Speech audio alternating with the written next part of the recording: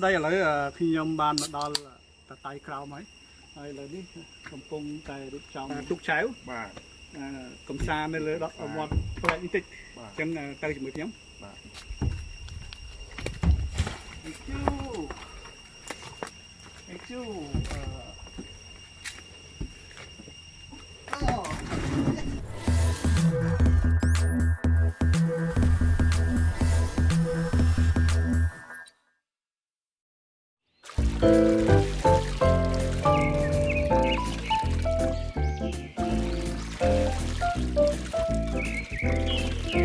suốt đây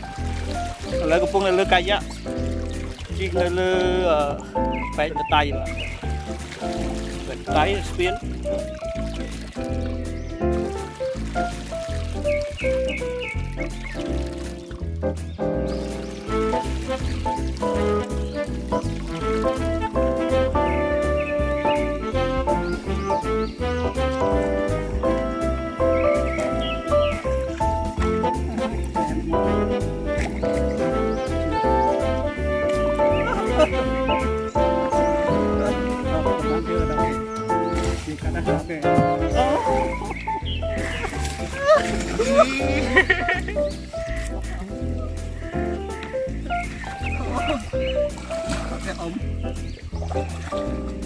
nè em á kiếm cái đó vâng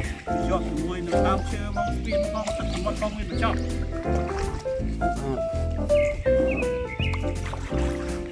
em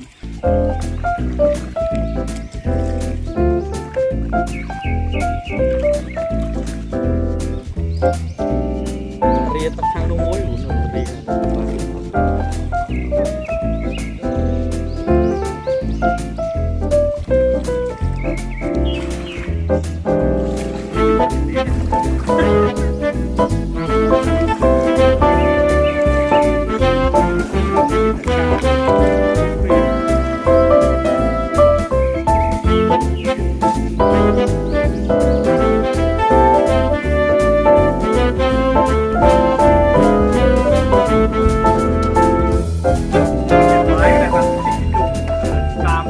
tay